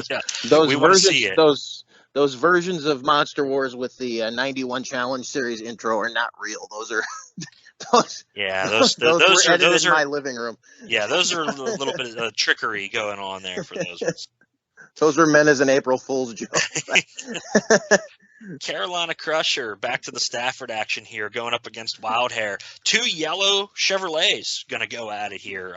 You could get confused if you have an astigmatism, but the darker one on the left is your Wild Hair machine, and then Carolina Crusher in the left lane as we look at it on the track. So Wild Hair going into the first set of cars, they're kind of even, but in no man's land, man, Wild Hair's got the lead.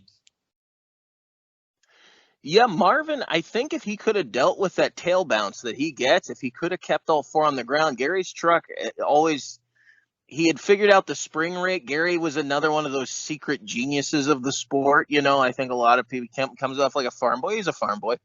But he just had that suspension and the power and weight figured out. Marvin had to kind of, again, slap this truck together so that it performed this well is pretty unbelievable. It really is. As you said, Marvin here kind of has the edge on Carolina Crusher, but that suspension, even though it's an older truck, it just works. And the bounce is, there but minimal, and Porter's able to put the power down just enough to drive around Marvin Smith and take about maybe a tire length victory here at the finish line. And this is probably the best that we've seen Wild Hair run on the TNT Tour. But Porter, like I said, just enough power and technique to draw ahead at that finish line. Nick, do you know, I think, but I'm not sure, did Wild Hair have injection at this point? He had switched over from carburation? Yeah, I believe at this point he did, and there were a couple other changes he made, but yeah, injection was the big one, and it definitely shows. The truck is it from a dead stop. I mean, he's getting these really incredible hole shots, and if you watch him come off the line, you watch the tires. They're spinning. Yeah, and he's getting a definite hook off of the starting line, and that's tough in Connecticut. I've done shows in Connecticut. The soil there is like it's silt. It's like talcum powder. It's there's just nothing, and that's why they have to keep watering the track here. It gets mentioned throughout the weekend. The dust there is just relentless because of how silty it is, and I'm sure the cameras were not happy getting silted down between runs. I mean, that stuff gets in everything. I've ruined cameras working up in Connecticut. It's for Marvin to be getting the hookup that he's getting, and Gary too. I mean, this was a good race. This was one of the best heads-up races between two leaf-sprung trucks of the night.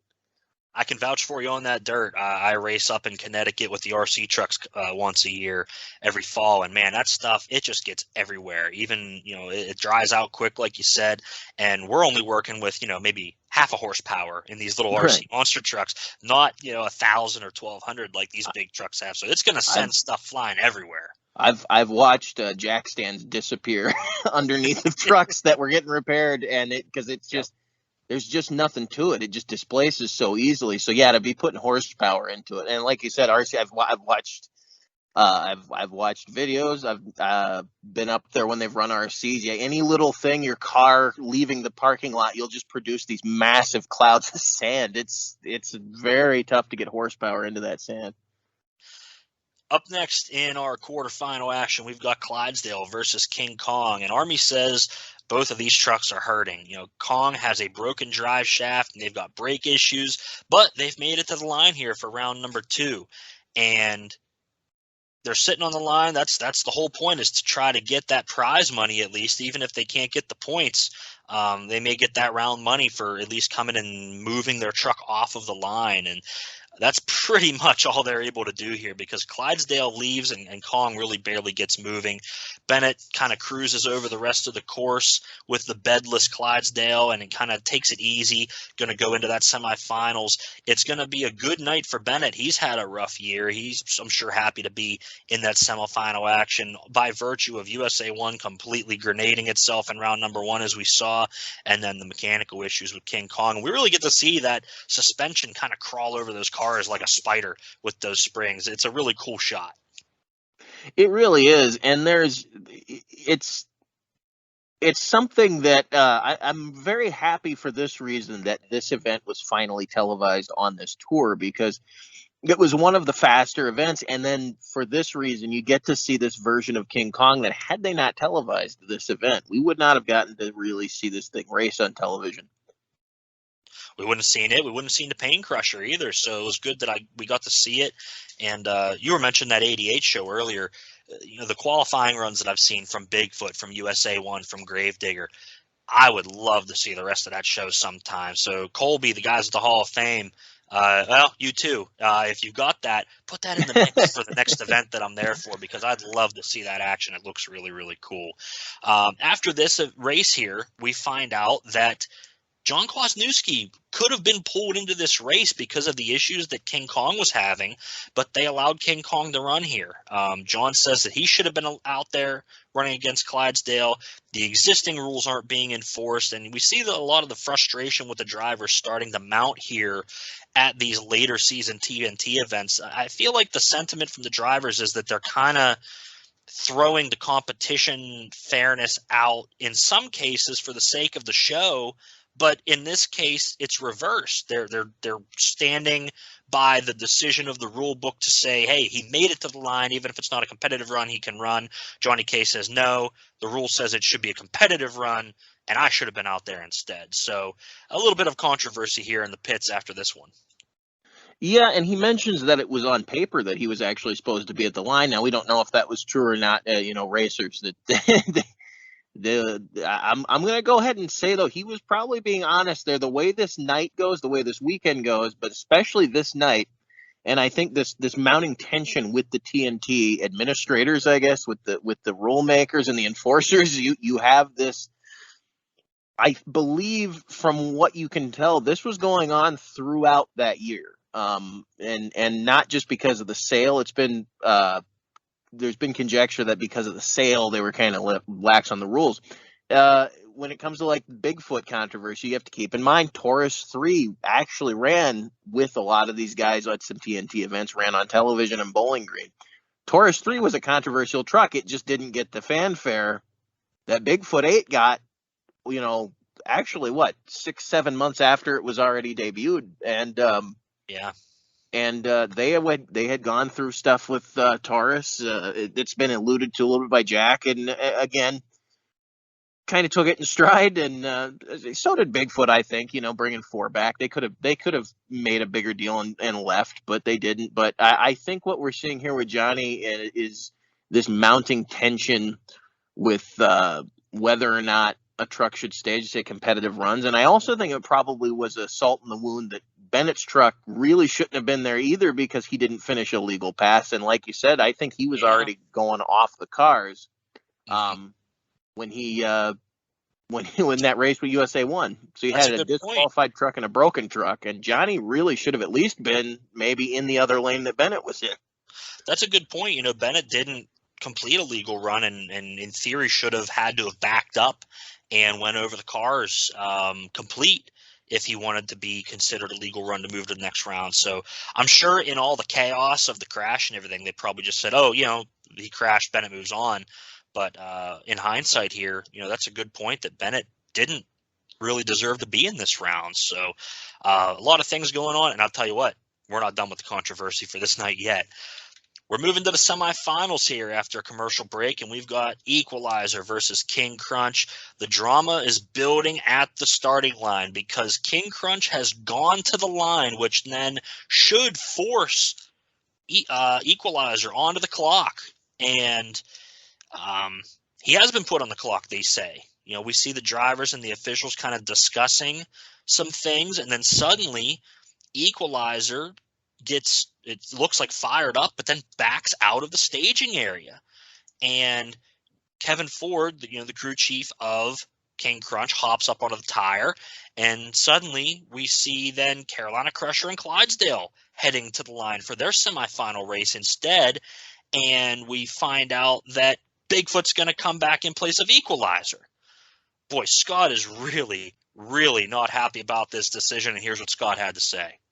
Let's go down to Chris. What do you think of TNT's decision to go on and take you off the line once you weren't ready to race Equalizer? Well, you know, it's a stupid. We've done this many times. Once this one truck here I staged, that round had to be done. I mean, if Equalizer couldn't come, Bigfoot had 3 minutes to get to the line. Now, you know, they've given everybody plenty of time, and, you know, the only one that's getting the raw deal is us. You know, it's no big deal. You know, we're going to race everyone who comes to the line, but, you know, these rules change every week, so that's what we have to live with. We see Gary Cook kind of working on Equalizer as we move to that next race here. Just all kinds of chaos at the starting line here of this event for the semifinals. I mean, do you think that the officials have kind of completely lost control of the situation at this point, Nick? It's hard to say because it's an odd. I don't know what the deal is with that Equalizer. They backed it off under its own power. They had pulled it to the line. All they had to do was get to the line, and they get 2 points. So it's a weird situation. And again, even with what happened with Equalizer there, Bigfoot should have had to immediately come to the line. So right. It's a very odd situation. And as Scott pointed out, they've done this many times. He's been cost runs because of it. And what's not totally shown in this is Scott actually did wait to stage proper. He does mention, though, Equalizer was already up there. He was and should have been on the clock. He was technically in the staging area when the truck broke down. That should have been, you can't make it onto that line. You replace that truck immediately. But I'm not really sure who, you know, I don't feel like Equalizer, they're Gary or Greg. And if there's a moment there when you said Gary was working on the truck, you see Greg there who almost looks confused, like he's kind of having not an argument, but maybe he's kind of wondering why did we back off the line? And again, under their own power. So I don't know if maybe they couldn't get it forward or what, but I know transmissions became a problem for that truck and were a problem for that truck. There's a mess down there in Stafford at the starting line. So they end up pulling Clydesdale and Carolina Crusher to the starting line. We get this race going. Porter just not really having great starts tonight as Clydesdale gets that hole shot in the right lane in what would be considered the bad lane to start in. He's got an easy tire length lead heading up that first set of cars, but as we've seen before, Gary just driving around the competition and making ends meet in the back half of the course, just sending it over that second set of cars. Bennett had a really good run. It's just Porter had a better one. It's interesting too, the dynamic here, because this is this is a pass that may have gone the other way. In '89, Bennett passed Gary in Louisville, and Bennett had gotten that reputation for being kind of a last minute, kind of a come from behind guy. And here you have Bennett taking off on Gary. Gary liked to gear his truck up, I do know, for these longer courses with more top end. So he was kind of one of those guys who would give you the start, but you could not, sandbag at all. Even if you thought you had him, you had to stay in it. And that definitely shows here.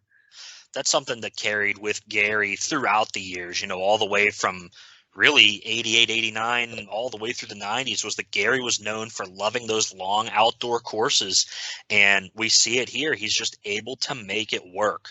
Now, we move on to this other semifinal matchup, and we've now got Bigfoot coming back yet again. It hasn't gotten a single win yet on the night. A good, technically legal qualifying run that both of us would have, thrown the DQ flag on. But he's back here in the semis and going up against King Crunch. And Scott mentions that if the championship is decided by 3 points, Gary Cook is going to be pulling this tape up. Yeah, that makes me think that was not Equalizer's decision. That is actually the thing that because you have to remember, Scott and Army would throw little digs in at the company too, and that was something they did very.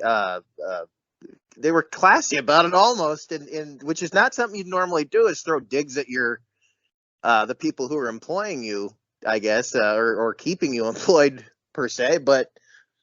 Yeah, this little controversy on the starting line, there's some things that make me think that was a TNT decision. And like with the Johnny K thing, was it done for the sake of the show here, or what was the deal there? Because with the Johnny K thing, they certainly didn't make a decision for the sake of the crowd. That was totally made to keep it within the I don't even want to say totally made, because again, Bennett went off the track, and I think maybe the chaos of the evening kind of threw them for a loop. But here too, we have the benefit of watching this, how many years later? 32, well, 31 and a half anyway, years later. Yeah. And also, and just to quickly go back to Johnny K's talking about it being on paper, I think too, when you're watching from the point of view of the person who's maybe getting screwed, you're seeing more of the details. You're seeing the actual situation more for what it is, because you're not in it at the moment. You're watching that bracket. You're watching the sheets get written on. So maybe there's a miscommunication on the radio here. There seems to be something very odd going on this night. And really, Bigfoot shouldn't have been on that starting line if he couldn't make it to the line immediately. Did they give Bigfoot time to get to the line? Because that comes up later too.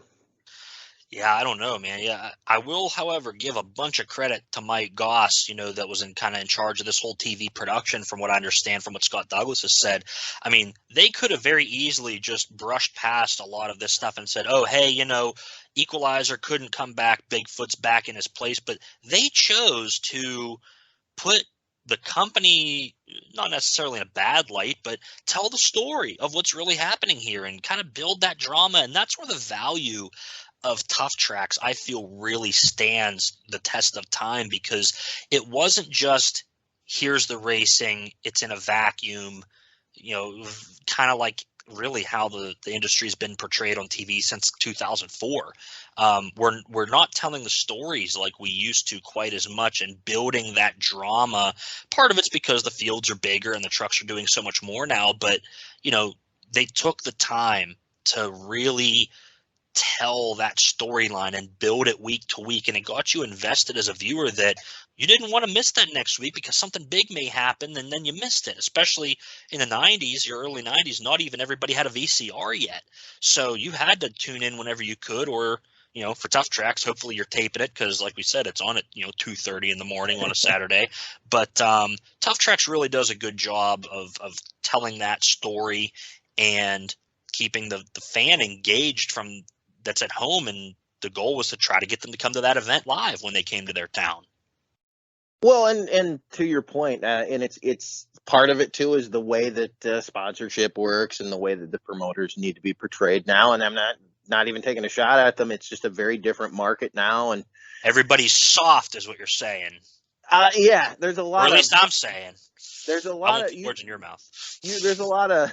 Well, there's a lot of criticism from many angles, too, that I don't think a lot of the promoters have been doing this for a while. We're ready to hear every single thing the fans had to say, and I'm not even taking sides on that. But as someone who has shot video, I always try to get on the finish line because I think it's good video. I might stop doing that because I've been approached after shows by people who lost at fair shows, at these tiny little shows, and they want to see that they lost, even though they're getting paid the same regardless. So listen, I've campaigned to people in booths as a fan with camera evidence that a bad call was made. So I can be in that. We both know what shows those were.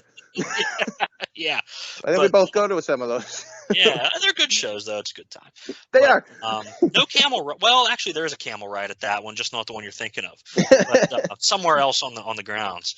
But but yeah, the TNT side of it, they weren't afraid to kind of pull their sleeve up a little bit and show the flaws that they had, which made for a better product, I feel, overall. Even in the Monster Truck Challenge versions that aired on ESPN of these shows, they covered a lot of this controversy and a lot of the storylines that went throughout the year. They righteously, I think, in the Monster Truck Challenge version of this episode, or the Monster Truck Challenge version of this race, they would forego you letting you see rounds because they did those abridged races. Mm-hmm. And normally you'd say, well, that would be a negative. In this case, they did such a good job covering the night's stories. You almost don't care that you're getting robbed of a little race content, but you're really getting this intense storyline. And this is an intense storyline here because not only does Scott get put on the line here, and again, regardless of what people think about Scott Stevens because of the mouth or whatever, I was a King Crunch fan growing up and a Carolina Crusher fan, so this is a fun one for me.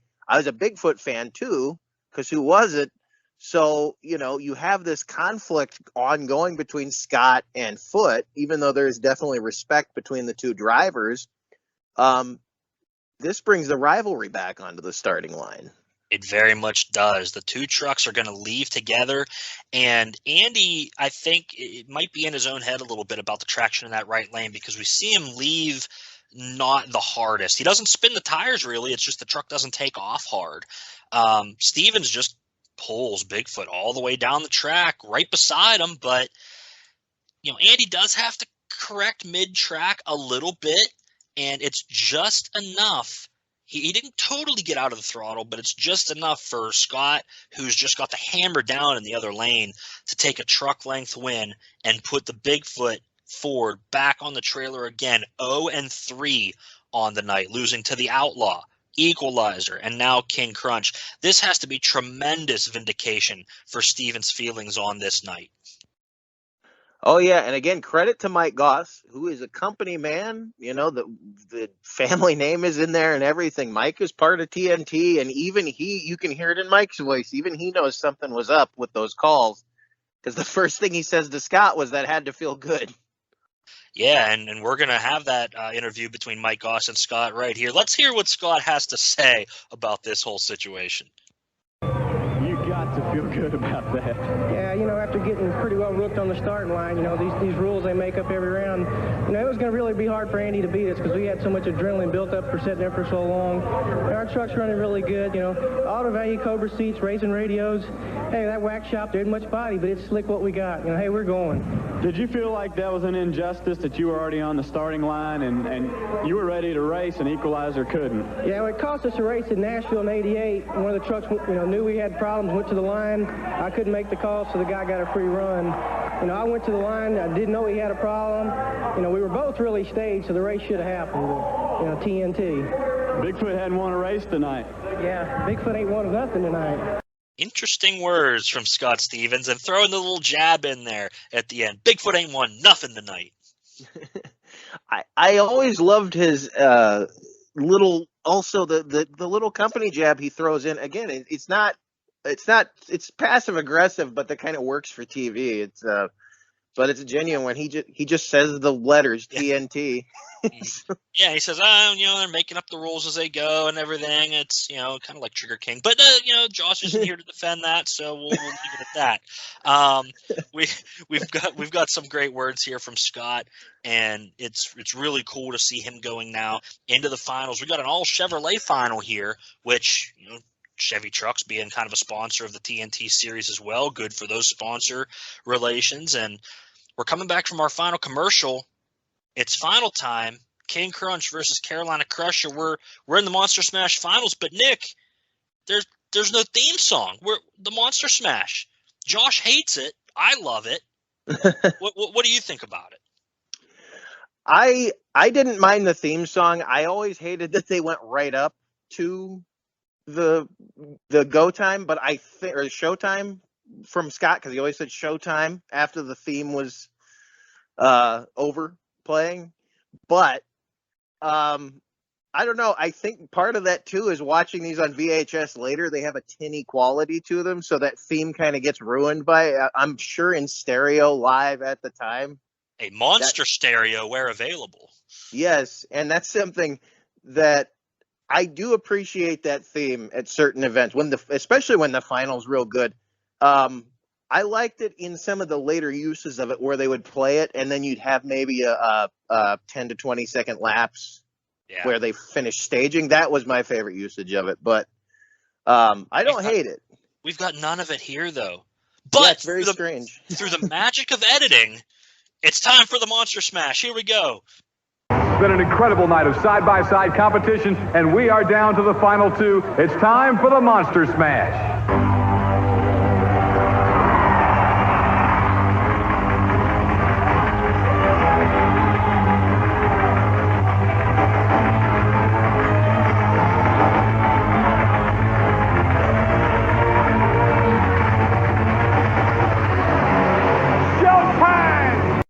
Just makes everything better. It's showtime. King Crunch going to get a big jump in that left lane. And Porter, in no man's land, he's going to have some issues. The truck gets out of shape. The Carolina Crusher normally so stable on these outdoor tracks, but Crusher not going to be able to get it done on this night. He struggles, and the walking wounded King Crunch is going to take the win on night one in Stafford Springs. What a complete turn of events for the King Crunch team. Yeah, and it really helps them in points. And there's something that persists throughout the season that you'll hear the drivers kind of talk about getting the big dogs of this series talk about getting away from each other so they can race each other later and make more points. And it almost doesn't make sense. You'd want to race earlier and Scott seemed to actually understand that. Yeah, Scott gets it. Greg Holbrook was he made a quote, I think it was in Louisville. He's like, man, I don't want to meet him till the finals. That way I can gain more points. And he's like, but he's like the other guys gaining more points too. A mathematician, some of these guys are not. But yeah, I always found that interesting when the guys would always say, I don't want to meet him till the end because I can get more points. So yeah. And trying to gain on him is the delta is what you're looking for. Yeah, the Bigfoot guys seem to get it, and Scott seemed to get it, which is kind of interesting because they were at each other's throats. But I think because they got that, they didn't care where they met. It was, you want to knock them down early, and especially a truck will probably come back as a fast loser. You get your points up on them because not only are you knocking them out earlier, you're getting points up on them. Yeah. So, King Crunch is our winner here night one in Stafford Springs on August 3rd, 1990. I was about 8 months old. And a quick points recap. We really wrap up the show really quick here.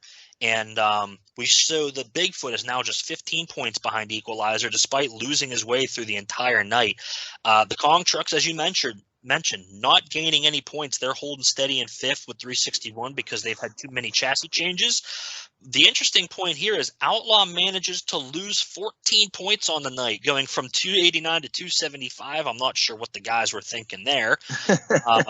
The finish, like I said, quite rushed. We don't get any winner's interview, which I'm sure had to have been amazing if they recorded it.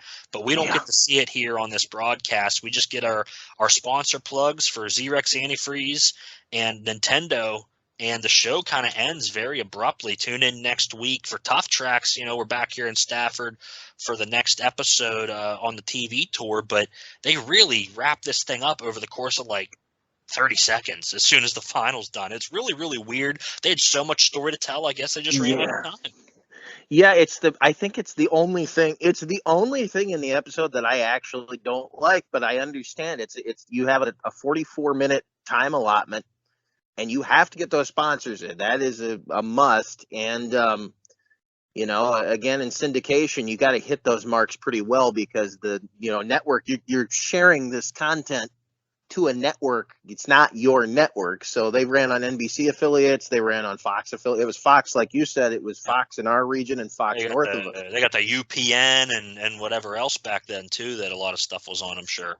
So they have to know where the breaks are. When you send them with the time codes, they got to know where they're dumping their commercials in. They got to know how long, so you have to give them a very precise 44-minute, as close to 44 as you can get it. Yeah, and I misspoke earlier. We were talking about the production companies. GRB took over for 91. Andrews Entertainment, the ones that are producing Tough Tracks here. That's the name that I was forgetting. And then we get a quick, the post-production done by Michael Katowski as well. Probably a lot of where our good graphics and stuff are coming from. So Action Media Group, I believe, was a distributor for syndication for this show, and they did pick up some of the 91 stuff, I think, too, the stuff that was still syndicated for 91 with Super Tracks. I think their logo does show up at the end of some of the episodes, but overall, Nick, a great show. When you recommended this one to me, I said that's a good idea. Anytime I can sneak this Tough Tracks theme in while Josh is out, I'm all for it because, what's he going to do about it? I send him this show complete to just post. So, Josh, if you edit this out, we're going to have a talk. But overall, what would you rate this overall production, Mr. Nick Davis? I'd say about 8. Do we do point? Can we do a 0.5? Yeah, you do as many points as you want. Okay, I say 8.5. I give it a 10, except for the ending. And that interview cost it the most points because of who they would have interviewed the night that he had. Just every interview they did in this one. Yeah, true vindication for Scott Stevens, and we didn't get the payoff. No. I give this one a 9 out of 10, and mostly for the same reasons that you did. That finish is just wrapped up so quick.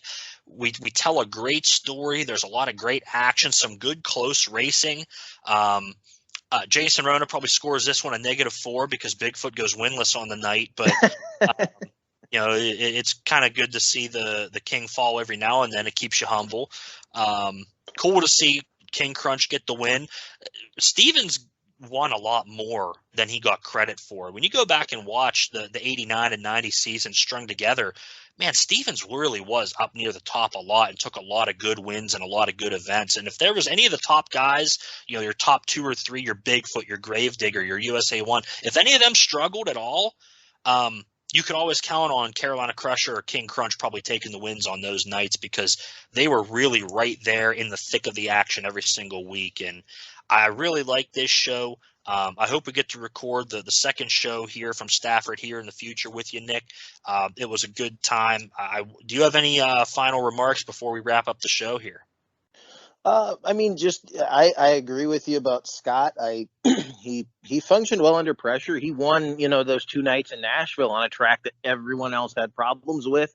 Yeah. He ran well here on a track that John Moore, Gary Porter, guys that were struggling with this track. John Moore, Gary Porter came through throughout this weekend, and Scott, kind of like Nashville, came through. But no, that's about it. I want to remind everybody to please go out and donate blood. We're in a severe shortage right now. If you have an American Red Cross or Vitalant location near you, please reach out to them and get your blood draw scheduled because people are really, really hurting for it right now. And it's an important thing that you can do to kind of give back to the medical community and people like me that without those donations probably wouldn't be here today. Next week, Nick, you know, we're going to have an interesting episode. Monster Trucks 2000, the new Thrillennium. I don't know if we're going to have you on for that one, but I really can't wait to hear next week's commentary because, I mean, Fellsmere, Florida, Bigfoot. There's all kinds of controversy again here down in the South. So we'll see how that one goes. Check us out next week for that one. And we want to thank you again for checking in on the Retro Monster Truck Review. I'm not going to steal Josh's line with the Richard Leak deal. That's his gimmick. So we'll see you next time here on the show. Thanks for tuning in. Bigfoot ain't one of nothing tonight.